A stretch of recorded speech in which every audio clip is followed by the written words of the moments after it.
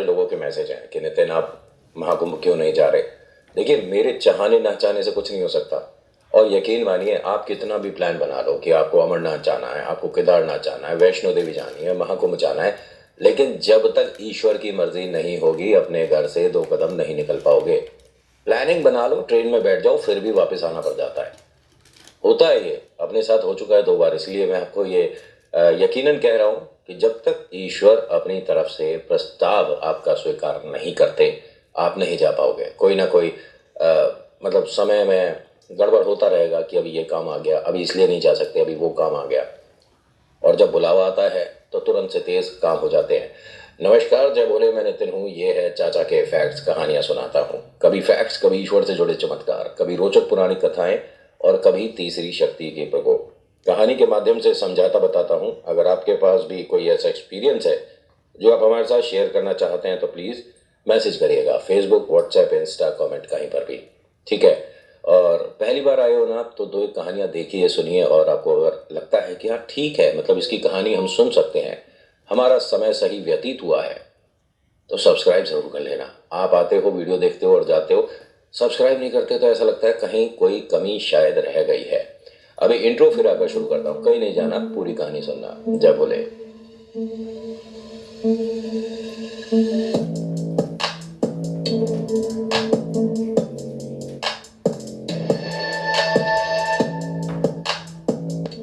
आज की कहानी दिल्ली से भेजी है और घर के मुखिया ने भेजी है, जो कि घर में सबसे ज्यादा गुस्से में रहते हैं, इनके पिता ने। बच्चे का नाम अंशु और प्रीति है। अंशु छोटा भाई है, 10-11 साल का, और प्रीति बड़ी बिटिया है, 15-16 साल की। अपने पिता से इनके मन में डर बचपन से बैठ गया। वो उनके कभी गले लगकर कोई डिमांड कर ही नहीं पाए।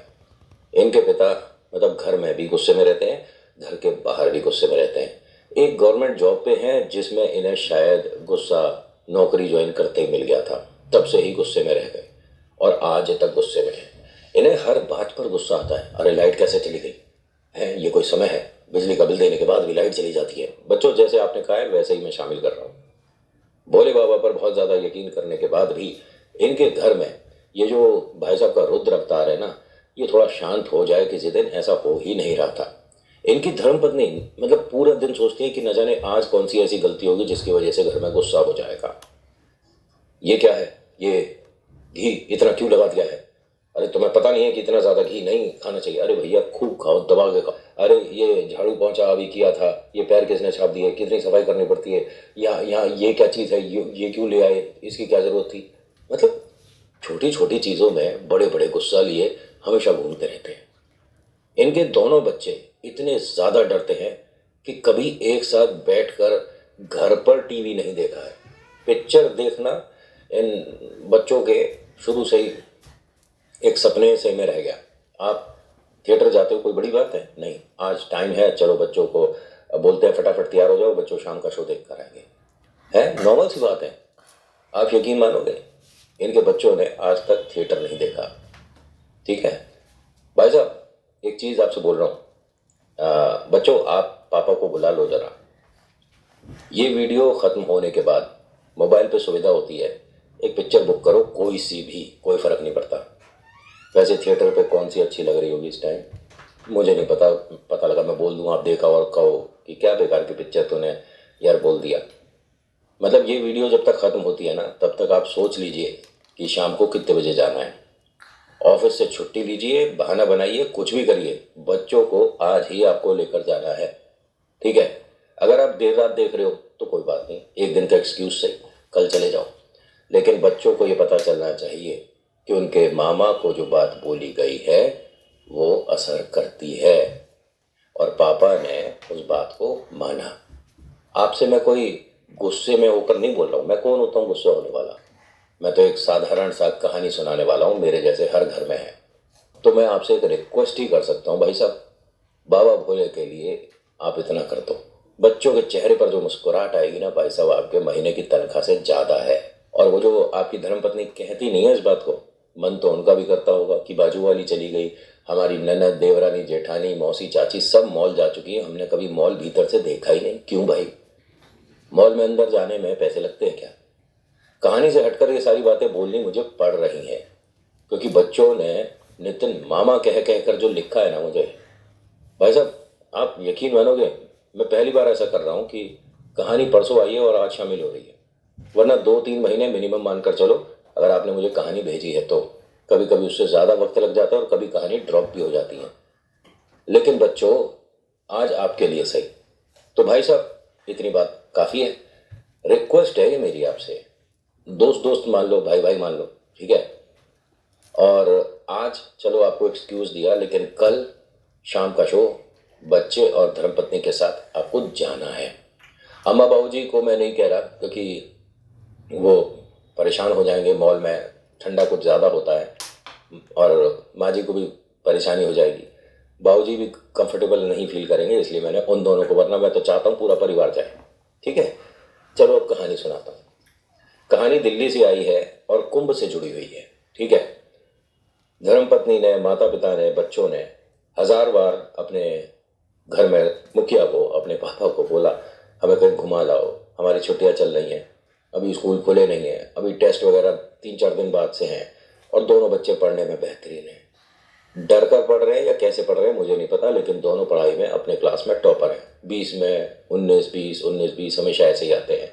कभी इन्होंने 17-16 का मुंह भी नहीं देखा, दोनों बच्चों ने। और गुड़िया तो ऐसा है कि पूरे दिन पढ़ती रहती है, उसे कहना पड़ता है कि बेटा अब खाना भी खा ले, किताब बंद कर दे। छोटे छोटे से बालक हैं लेकिन पढ़ने में बहुत बेहतरीन। ये बाहर खेलने ही नहीं जा रहे हैं। इनको सिर्फ घर में स्कूल से आने के बाद घर दिखता है, और घर से बाहर निकलते हैं तो स्कूल की बस दिखती है। अब सोचो, सिर्फ पढ़ाई। बाहर जाकर कभी खेलना होता है तो 5-10 मिनट के लिए जा सकते हो, बस आ जाओ, क्योंकि पापा के आने का टाइम हो रहा बेटा। ये जिंदगी चल रही थी, अब नहीं है ऐसी। थोड़ा परिवर्तन तो हमारी वजह से भी हुआ है। भाई साहब एक चीज़ बोलूं, आपने मुझे बहुत, क्या बोला, 1 मिनट, कहानीकार, मनगढ़ंत कहानीकार, मुझे बोला था मनगढ़ंत कहानीकार, कि कोई बाबा शाम, कोई भोले बाबा ऐसे चमत्कार नहीं करते जैसे ये लड़का सुनाता है। भाई साहब छाती ठोक कर बोलता हूँ कि भोले बाबा चमत्कार करते हैं। साक्षात चमत्कार हमने महसूस करा है। आपकी दिल्ली आया था मैं, तो वो कौन सी जगह है जहाँ महात्मा गांधी साहब की समाधि है, कौन सी जगह, वहाँ गया था मैं, जहाँ टूरिस्ट वगैरह बहुत आते हैं। अपनी आंखों से चमत्कार देखा। क्या मैं लोगों के चमत्कार जो हैं वो ही बता दूं? मेरी कहानियाँ बहुत ज़्यादा बड़ी और लंबी हो जाया करती हैं, इसलिए मैं अपनी शामिल नहीं करता। होता क्या है कि इनके घर में इसी तरह से चलता चला आ रहा था। सब लोग डरते डराते आ रहे थे, लेकिन इनके पिता को एक बात समझ नहीं आ रही थी, और ये इन्होंने नोटिस करा सितंबर से। इनके टीवी पर ये कोई चाचा के फैक्ट करके चैनल है, उस पर कभी खाटू श्याम के चमत्कार, कभी कृष्ण जी के चमत्कार, कभी शनिदेव की महिमा, कभी भोले बाबा के चमत्कार, और ये 2-3 बार नोटिस कर चुके। एक बार ये खाना खा रहे थे और टीवी चल रहा था, बस बंद करने ही वाली थी इनकी जो धर्मपत्नी है, तभी क्या बोलते हैं, 1 मिनट इसकी आवाज़ बढ़ाना जरा, क्या बोल रहा है। और ये उस वक्त मेरा चमत्कार जो मैंने सुनाया है उनमें से कोई कहानी सुन रहे थे। कहते हैं 1 मिनट, सब सब इधर आओ, अम्मा बाबूजी आप भी इधर आओ, बच्चों तुम भी इधर आओ। ये जो बैठा है ना सामने, ये इसे कहते हैं मनगढ़ंत कहानीकार। तो इनकी जो वाइफ है अंजलि जी, राम राम, कैसी हो बहना, सब ठीक है? कहते हैं कि ये है मनगढ़ंत कहानीकार। यूट्यूब ने एक जरिया दे रखा है इन सबको फालतू की बातें बोलने का। तो अम्मा बाबूजी ने कहा कि वो क्या गलत कह रहा है, किसी के साथ कुछ अच्छा हुआ तो वो सबको बता रहा है। ऐसा कैसे हो जाएगा बाबूजी, आप ये सुनकर देखिए, आप वो सुनकर देखिए। ऐसे ऐसे में रोटी तो रखी रह गई सामने, हमारी 3 कहानियां सुन ली। अम्मा बाबूजी और इनकी जो वाइफ हैं ये सुना करते थे। बच्चे कभी कभी, मतलब बहुत रेयर में, घर में सबसे बचते बचाते हमारी हॉरर स्टोरी कभी कभी देख लिया करते थे। कभी कभी, मतलब महीने भर में एक आध देख ली। और इनके पापा के डर की वजह से, ऐसा नहीं है कि घर में डेटा नहीं है या टीवी की सुविधा नहीं है, सब कुछ है। अम्मा बाबूजी की इस बात को फिर से इन्होंने कहा कि देखो मैंने आपको 3 कहानियां सुनाई, इसमें ऐसे चमत्कार हो गया, इसमें वैसे चमत्कार हो गया, जो ईश्वर को मानता है वही आगे सक्सेसफुल होता है। तो बाबूजी ने कहा कि अगर वो किसी ने मतलब कोई कामयाब हुआ है, किसी ने अपने दिल की बात इसे बताई और ये सबको बता रहा है, तो ऐसी ऐसी कहानियां देखने से लोग निराश हो जाया करते हैं कि हम पूजा पाठ नहीं कर रहे, शायद इसी वजह से हम सक्सेसफुल नहीं है। ऐसे मूर्खों को आप मत देखा करो सब लोग। लेकिन इस मूर्ख की इन्होंने 3 वीडियो देख ली। 1.5 घंटे की वीडियो देखने के बाद कहीं ना कहीं कुछ ना कुछ बातें मेरे दिमाग में इनके घूमती रही। मैंने कहा था एक बार इन्हें, मतलब कहानी में किसी में बता रखा है, जिसमें कि एक लड़का सुबह सबके उठने से पहले मंदिर जाकर मंदिर की साफ सफाई कराता है, भोले बाबा पर श्रृंगार कराता है और किसी को पता नहीं चलता, उसके साथ चमत्कार होता है। ऐसी कहानी मैंने सुनाई हुई है ना। अगले दिन सुबह सोमवार था, ये संडे को इन्होंने मेरा वीडियो देखा था। घर में सबके उठने से पहले फटाफट गए, नहाए, तैयार हुए, मंदिर चले गए। इनके घर से 20-25 कदम की दूरी पर भोले बाबा का मंदिर था। वहाँ गए, साफ सफाई कराए और बस इन्होंने एक अरदास भी लगा दी कि बाबा सब कुछ ठीक हो जाए और जैसा मेरा परिवार चाहता है वैसा समय उन्हें दिखाओ। ये अभी की बात है। और परिवार मन ही मन जब भी टीवी पर कभी समाचार आते थे या कभी कोई वीडियो देख रहे होते थे तो बोलते थे कि मन में एक मतलब सपना ही रह गया। अम्मा बाबूजी ने भी ये बात बोली है कि सिर्फ एक सपना सा रह गया स्नान करने का। अब महाकुंभ लगा है, काश भी जा पाते। और ये गए और मतलब जो भाई साहब हैं, गुस्से वाले भाई साहब, ये मंदिर गए थे। इन्होंने साफ सफाई वगैरह वहाँ करी मंदिर में। भोले बाबा पर श्रृंगार कैसे होता भाई साहब को पता ही नहीं था, लेकिन फिर भी अपने हिसाब से कराए। और ये तो मेरे भोलेनाथ हैं, इनको सब स्वीकार है। आपको नहीं आता श्रृंगार करना, कोई बात नहीं, जैसा आप करोगे वो स्वीकार है। जो उन पर चढ़ा दो आप, वो स्वीकार। आप पर दूध नहीं है चढ़ाने को, आप जल चढ़ा दो। आप पर फूल नहीं है, बेलपत्र चढ़ा दो। पत्तों से खुश हो जाया करते हैं मेरे महादेव, पत्तों से, ठीक है। और एक भक्त ने तो अपनी आंख चढ़ा दी थी, ध्यान होगा, मैं सुना चुका हूं। होता क्या है, जब ये घर आए तो घर के सभी लोग उठे हुए बैठे और बाहर वाले कमरे में इनका इंतजार कर रहे थे कि कहाँ चले गए। बालक भी छोटे छोटे से दोनों उठे बैठे हैं, वैसे तो उन्हें स्कूल जाना है, लेकिन सब इंतजार कर रहे थे। अब ये आए, नहाए धोए और हाथ में प्रसाद था। इन्होंने एकदम प्रसाद छुपा लिया। अम्मा बाबूजी ने कहा क्या क्या छुपा रहा है? ना ना कछुना, और मैं बस ऐसे ही चला गया था तो मंदिर के बाहर कोई प्रसाद दे रहा था तो ले आया। इतने बजे प्रसाद कौन दे रहा था? मंदिर इतने बजे कोई प्रसाद नहीं लगता भाई। बाबा की आरती 8 बजे होती है, 8 बजे ही हमें सब मतलब घंटे वगैरह आरती वगैरह सुनाई देती है। अभी तो 5:30 पौने 6 बज रहे हैं। हाँ मतलब इन्होंने जब कहानी देखी थी ना, उसके बाद ही 10-15 रुपए का प्रसाद ले आए थे बाजार से रात को, मतलब मिठाई की दुकान से। और सुबह प्रसाद चढ़ाकर भोग लगाकर घर में सबको बांटना होता है। टेबल पर रख देते हैं, अच्छा सब लोग खा लो। इनकी वाइफ ने कहा ना ना ना, अगर आप मंदिर गए हो तो ये तरीका नहीं है, आप इसे सभी को अपने हाथ से बांटो। अब मैं ये सब काम नहीं करता हूँ। अच्छा ठीक है, आप नहीं करते, लेकिन आज कर लो क्योंकि आप आज मंदिर गए हो। नहीं, अरे मैं कह रहा हूं ना कि मैं तो सिर्फ सैर करने गया था, घूमने गया था, मॉर्निंग वॉक को गया था। तो बाबूजी ने हंसकर कहा कि नहा धोकर टीका लगाकर मॉर्निंग वॉक गया था बेटा तू? हाँ क्या मॉर्निंग वॉक नहाकर ही करनी चाहिए?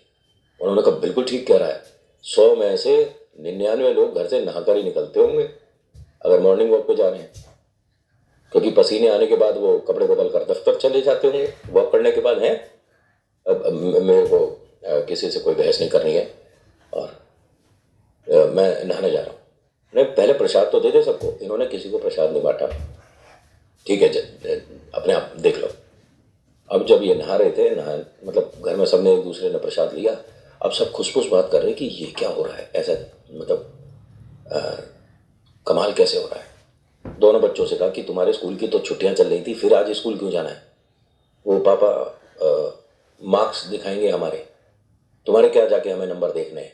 दोनों के अच्छे ही आते हैं, दोनों फर्स्ट आते हो, ज़्यादा कुछ होगा तो सेकंड आ जाओगे और क्या होगा। पापा ने ऐसे कैसे बोल दिया कि ज़्यादा अगर कोई प्रॉब्लम होगी तो सेकंड आ जाओगे? इन्हें कोई दिक्कत नहीं हो रही क्या? जी पापा। हाँ, और अम्मा बाबू जी, नाश्ते में क्या बन रहा है भाई? उन्होंने कहा अभी बस मैंने तैयारी करी नहीं है, आप बताओ क्या बना दूँ? एक काम करो, मैं यहाँ कचौड़ी वाले हैं भाई साहब, उनसे कचौड़ी लेकर आता हूँ, आज सब कचौड़ी खाएंगे। अम्मा बाबूजी ने कहा कि तू ठीक है, क्या हो गया तुझे? अब मैं ठीक हूँ, मुझे क्या हो गया? नहीं खानी किसी को कचौड़ी, मत खाओ, मैं अकेला खाऊंगा। दोनों बच्चों की तरफ देखकर कहते हैं कि तुम्हें खानी है? हाँ पापा खा लेंगे। अरे डर के क्यों बोल रहे हो? कचौड़ी खानी है तो हाँ करो, नहीं खानी तो ना करो। पापा हाँ खाएंगे पापा, खाएंगे। कितनी लाऊं तेरी? दो दो कचौड़ी? तो बेटे ने भी और बिटिया ने भी, नहीं पापा तीन तीन कचौड़ी, उनकी कचौड़ी बहुत अच्छी होती है। मिर्च होती है सब्जी में? हाँ पापा कोई नहीं। तो मिर्च लगेगी तो सफ़ेद रसगुल्ले ले आऊं? अब अम्मा उठी, आती हैं इनके पास, इनके माथे पे हाथ लगाती हैं, बेटा तेरी तबीयत ठीक है?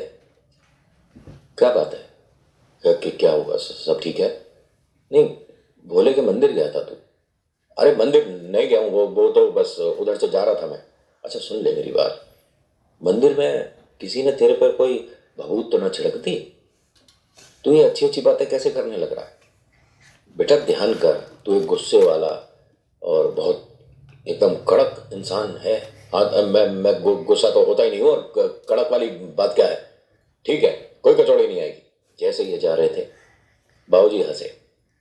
बाबूजी ने कहा कि कितनी भी कोशिश कर ले, आज गुस्सा तेरे चेहरे पर जच ना रहा है। तो इन्होंने, पापा ने कहा कि ऐसा है, देखिए आप सब इस तरह से बात करोगे ना, तो मैं किसी से कोई बात नहीं करूंगा, और कोई कचौड़ी कोई रसगुल्ले नहीं आएंगे। घर में सब लोग ना अपनी हंसी को दबाए बैठे थे कि मतलब आज ये कोशिश तो कर रहे हैं कि मैं पुराना वाला गुस्सा अपने चेहरे पर लेकर आऊं, लेकिन हो नहीं पा रहा था। घर में सब लोग चुप थे। अब ये सबको देखते हैं और कहते हैं कि क्या हुआ, जाऊं जाऊं या ना जाऊं, या दफ्तर चला जाऊं? नहीं, इतनी जल्दी तू दफ्तर जाके भी क्या करेगा? 10 बजे तो तू घर से निकलता है ना? हाँ तो मैं अफसर हूँ और मुझे 11 बजे पहुंचना होता है। और ठीक है, बस हम तो ऐसे ही बोल रहे थे, जा जा कचौड़ी ले आ। अब ये गए कचौड़ी लेने। 15-20 मिनट का या आधे घंटे का काम होगा। भाई साहब एक सवा घंटा हो गया, ये आए नहीं। तो इनकी धर्मपत्नी ने फ़ोन करा, कहाँ रह गए आप, बच्चे सब इंतज़ार कर रहे हैं। और पीटीएम में भी नहीं गए क्योंकि नंबर वगैरह देखने थे, आपने मना ही कर दिया। हाँ नंबर मत देखो, और सामान पैक कर लो थोड़ा सा। बस एक एक जोड़ी कपड़े सभी के। सामान पैक कर ले, कहाँ जा रहे हैं? उन्होंने कहा शाम को 6 बजे करीब बस निकलेगी, तो फिर सामान पैक कर लो। शाम को 6 बजे बस निकलेगी, हम जा कर रहे हैं? इन्होंने कहा मतलब मैंने सोचा सभी लोग जा रहे हैं कॉलोनी से, तो हम भी पीछे क्यों रहे? अरे लेकिन आप बताएंगे? नहीं, मैं आकर बताऊंगा। अब उन्होंने कहा कि सामान पैक कर लो, एक एक जोड़ी सब अपने कपड़े। अम्मा बाबूजी ने कहा कि जाओ बच्चों तुम लोग जाओ, हम तो कहाँ जा पाएंगे। नहीं नहीं, उन्होंने सभी के लिए बोला है अम्मा, लेकिन हम जा कहाँ रहे हैं? बच्चे दोनों कंफ्यूज कि भाई आज से पहले तो हम कहीं घूमने ही नहीं गए, और पापा कहाँ ले जा रहे हैं, क्या हो रहा है? वो 1 घंटे बाद आए कचौड़ी रसगुल्ले वगैरह लेकर। बैठो बैठो खाओ। नहीं खाएंगे बाद में, लेकिन हम जा कर रहे हैं। अरे खाओ, चले जाएंगे। मैं नाम लिखवा दिया, पैसे भी दे आया। बेटा हमारे को कहाँ ले जा रहा है ये तो बता दे। कहीं गंगा जी में ले जाकर धक्का दे रहा है? तो कह रहा हाँ गंगा जी जा रहे हैं, लेकिन धक्का नहीं दूंगा, और हंसने लगा। इनके चेहरे पर ये भारी भारी मूछों के पीछे हंसी भी आती है, मतलब कमाल की बात है। इनकी धर्मपत्नी ने ध्यान से देखा, आपकी तबीयत ठीक है? कोई जादू टोना तो नहीं कर दिया किसी ने इन पर? क्या हुआ है? अरे महाकुंभ नहीं लगा हुआ? अम्मा बाबूजी ने कहा हाँ तो हम सब महाकुंभ जा रहे हैं। अम्मा बाबूजी आप भी चलोगे? और मैं, तुम चल रही हो ठीक है, और बालक दोनों जाएंगे। क्या बात कर रहे हो आप, मतलब महाकुंभ इतनी भीड़ है? हाँ तो भीड़ में हम ही खोने जा रहे हैं क्या? दुनिया जाती है, अच्छे से जाएंगे और अच्छे से आएंगे। सभी लोग जा रहे हैं, और यहाँ कॉलोनी से 8-10 परिवार हैं, बस जा रही हैं। अच्छा तो फिर ये सब हुआ कैसे? अरे हुआ कैसे, मैं कचौड़ी लेने गया था, वहाँ पर हमें मिल गए भाई साहब, और उन्होंने पूछा कि भाई सब जा रहे हैं, आप भी अपना चाहो तो चल सकते हो। तो मैंने कहा कि ठीक है, बहुत समय से कहीं नहीं गए। मैंने दफ्तर फ़ोन कर दिया कि मेरी 3 दिन की छुट्टी है ज़रा। अच्छा मतलब सच में जा रहे हैं? उन्होंने कहा अरे बिल्कुल सच में जा रहे हैं। बच्चों को दोनों को देखते हैं, कचौड़ी नहीं खानी? हाँ पापा खानी है। तो खाओ फटाफट से, मजे लो। अब बच्चे ये सोच रहे हैं कि ये पापा का कौन सा अवतार देख लिया हमने। ऐसा कभी हमने तो ना सोचा था सपने में कि पापा जी ऐसे भी हो जाएंगे। मजे से इसने सभी के साथ कचौड़ी रसगुल्ले खाए। अम्मा बाबूजी को अपने कुछ दफ्तर के किस्से बता रहा था, बच्चों को अपने कुछ कॉलेज की नौटंकी बता रहा था। घर में माहौल बदलता जा रहा था। इनकी जो वाइफ है, इन्होंने कहा कि वो जिसे तुम कल लड़के को कह रहे थे ना कि ये मन गढ़ंत कहानी सुनाता है, कोई महादेव, कोई शनिदेव, कोई खाटू श्याम बाबा, कन्हैया, चमत्कार नहीं करते। हम तो चमत्कार होता देख रहे हैं, और एक दिन में इतना बड़ा चमत्कार हो रहा है। उन्होंने कहा उसके लड़के की बात मत करो, मतलब मैं जो बुजुर्ग हूँ, मेरे बारे में हो रही है बात, कि वो सिर्फ आया बैठा बोलकर चला गया और किसी के साथ चमत्कार हुआ नहीं हुआ। हमारे घर में क्या चमत्कार हो गया तुम्हें पता है? मार्केट में इतना रुपया उसका देना है घर में हम कम से कम 5 साल से सोच रहे हैं काम करवाना है, पपड़ियाँ झड़ रही हैं, पैसे नहीं जुड़ पाते हैं। बच्चों का आगे भविष्य पता है कितनी महंगी होती जा रही है पढ़ाई। उन्होंने कहा इन सारी बातों का उस लड़के की कहानी से क्या मतलब है? वो तो कहानी सुनाने आता है आपके हिसाब से बस। हाँ तो उसकी बात क्यों कर रहे हो? वो थोड़ी ना जाएगा हमारे साथ महाकुंभ। तो बच्चों ने कहा क्या पता मामा वहां मिल जाए। मामा कौन मामा? तो इनकी वाइफ ने कहा कि बच्चे उन्हें नितिन मामा बोल रहे हैं। ये कोई मामा वगैरह बोलने की जरूरत नहीं है, कहानी सुनाने आता है, बस कहानी सुना रहा है वो, और ऐसा कुछ नहीं होता।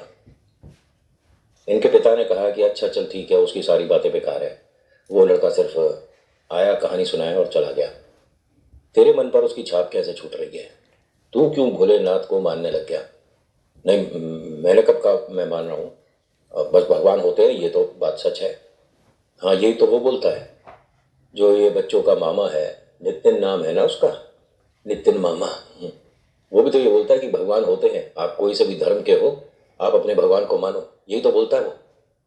हाँ तो ठीक ठीक है, कपड़े वगैरह पैक कर लो। अब बच्चों ने भी फटाफट से अपने अपने कपड़े निकाल लिए, ये सब तैयार हो गए जी। शाम हुई तो अम्मा बाबूजी ने कहा कि लेकिन हमारे को क्यों ले जा रहा है? इतनी भीड़, महाकुंभ, हम चलेंगे बहुत धीरे धीरे, तुम्हें और परेशानी होगी। अरे अम्मा बाबूजी एक बात बताओ, पूरा परिवार जाता हुआ कहीं बुरा लगता है एक साथ? नहीं ना, सब एक साथ जाएंगे, और तुम धीरे चलोगी हम भी धीरे चल लेंगे। कभी कभी भीड़ में धक्का हमें लगेगा तो तुम्हें भी लग जाएगा, क्या दिक्कत है? तू मानेगा नहीं। अरे क्यों क्यों मानूंगा, जब मैंने कह दी सब चलेंगे तो चलेंगे, ऐसी क्या बात है? ठीक है। और 1 मिनट, अभी जाने में तकरीबन 1 घंटा है ना, और वहां जाके हमें फोटो भी खींचनी है, ये मेरा इतना पुराना फोन है।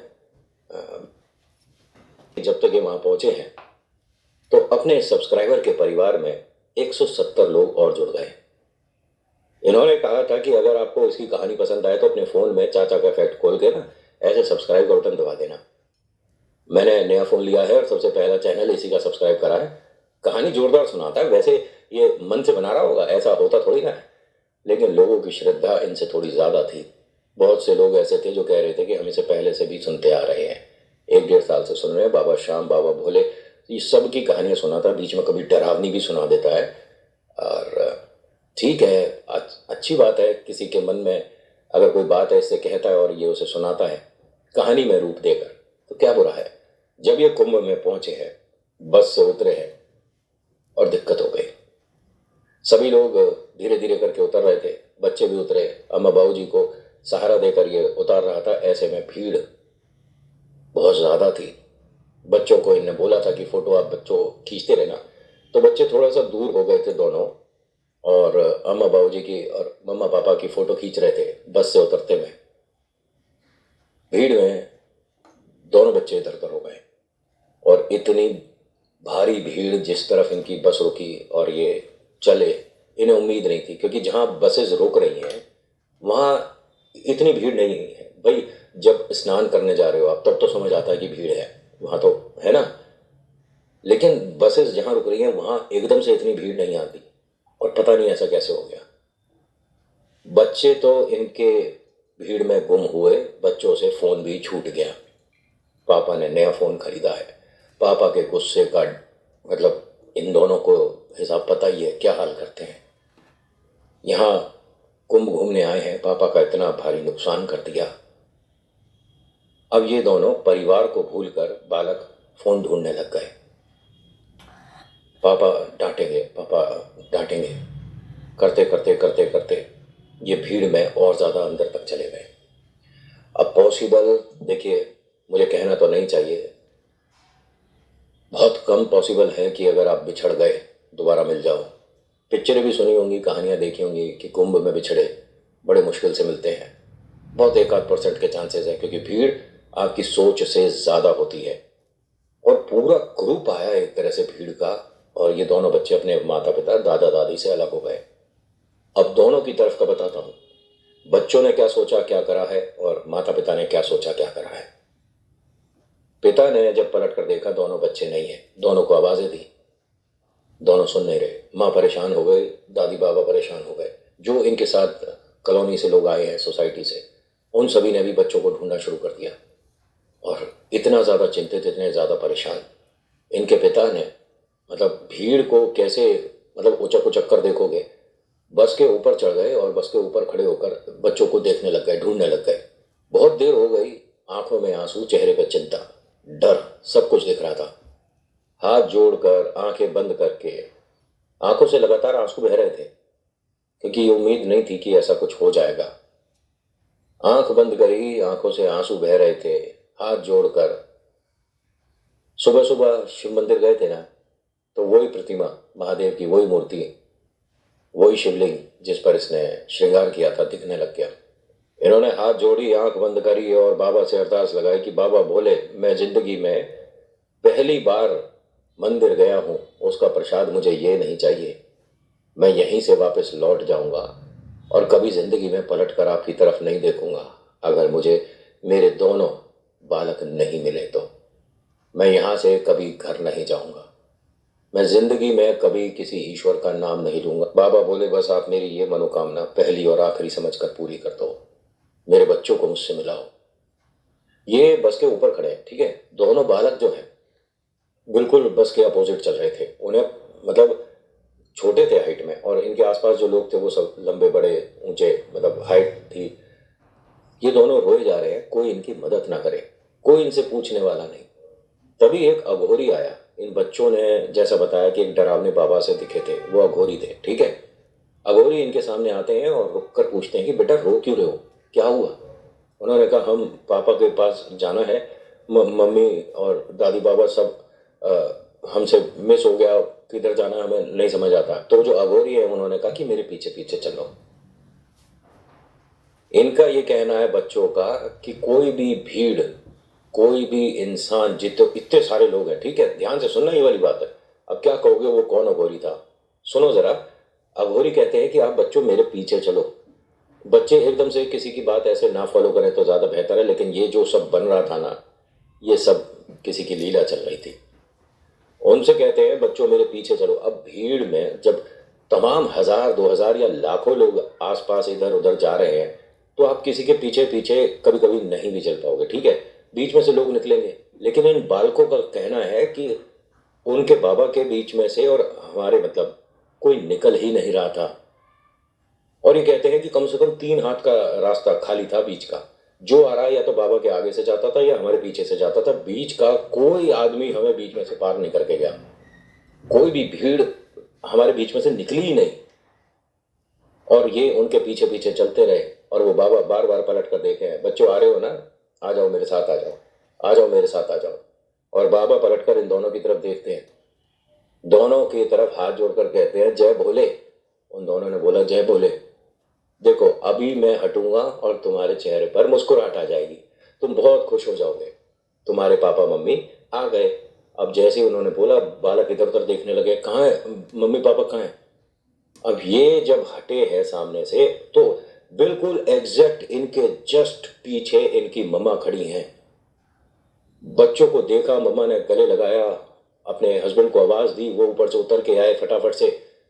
अम्मा, बाबूजी और इनकी धर्मपत्नी का कहना है कि बच्चे के आगे कोई अघोरी नहीं खड़ा था। और बच्चे ये कहते हैं कि उन्होंने एक कदम इधर करा है और माँ दिखी है। माँ कहती हैं कि कोई नहीं था बीच में। जय भोले। इनके पापा यहाँ जब बस से उतर कर आए, दोनों बच्चों को अपने गले लगाया, आंखों में गंगा जमुना बह रही थी, और उन्होंने कहा कि वो लड़का झूठ नहीं बोलता, कहानियों में उसकी सच्चाई तो होती है। मेरी अरदास आज जो बाबा ने स्वीकार करी है, महादेव के लिए कोटि कोटि प्रणाम है। दोनों बच्चे अभी भी रोए जा रहे हैं। अम्मा बाबूजी ने पूछा कि बच्चों क्या हो गया, क्यों परेशान हो। पापा आपका फोन फोन खो गया हमसे। पापा ने कहा, "अरे कोई बात नहीं बेटा, फोन कितने रुपए की चीज है, कोई उसकी वैल्यू नहीं है। मेरे हीरा मोती तो मेरे सामने है ना। अरे तुम्हारे ऊपर मैं दुनिया के सबसे महंगे कई हजार फोन वार दूं, ऐसे गंगा जी में फेंक दूंगा। अब बच्चे हंसे। तो पापा आप सही में गुस्सा नहीं हो? उन्होंने दोनों बच्चों को गोदी में उठाया। कह रहे अरे कुंभ में आने का सबसे बड़ा फायदा ये हुआ है कि मैं आज से अपना गुस्सा यहीं मैया के चरणों में चढ़ा दूंगा। अब तो हम सब खुश खुश रहेंगे। फोन गया पानी में, कोई बात नहीं। जब ये वापस आए हैं, इनके जो सीट थी जिस पर ये बैठ कर आए थे, उस पर इनका फोन रखा हुआ था, थोड़ा भीगा हुआ था बस। ये कैसे हुआ इन्हें ये भी नहीं पता। बस फोटो दूसरों के फोन से क्लिक करनी पड़ी है। जिनके फोन से फोटो क्लिक करी थी वो कह रहे थे भाई साहब आप अपना फोन तो यहीं भूल गए थे। कोई बात नहीं, हम आपको ट्रांसफर कर देंगे। इन्हें नहीं पता। आज के अनुभव में इतना ही। अगर अच्छी लगी हो कहानी